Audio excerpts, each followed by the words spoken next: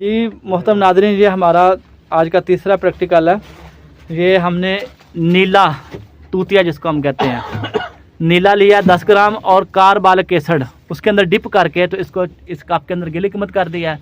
तो इसको हम 7 किलो उपलों की आग देंगे। रखें बाबा जी इसको। तो इस तरह ये आधे उपले नीचे जोड़ दें, उसके बाद बकाया ऊपर ऊपर जोड़ दें और इसके बाद इसको आग लगा देनी है।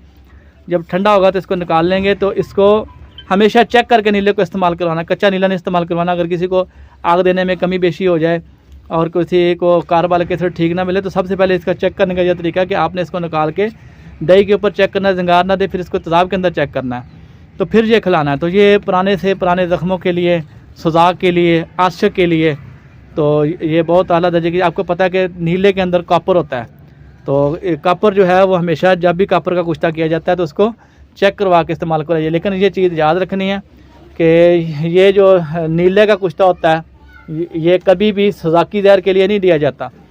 सजाकी पस सारी होगी तो आपको नीला नहीं देना चाहिए। बहुत सारे दोस्त हैं जो एक ही पस की दवाई बना लेते हैं और हर किस्म की पस के ऊपर एक ही फार्मूला इस्तेमाल करते हैं। ऐसा नहीं करना।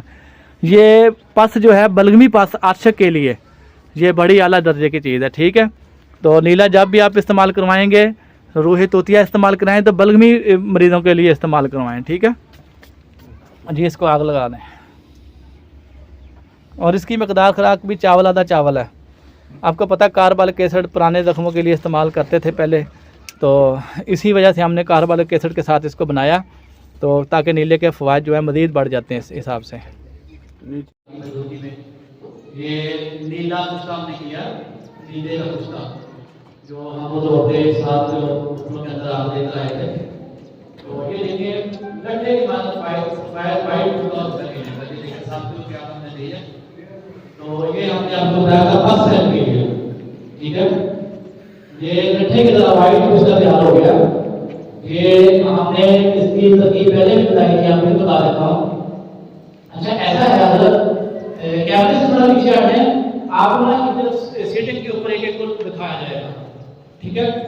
रजवान सबके पास पड़ा है कि पहले दिखा बैठे दूसरा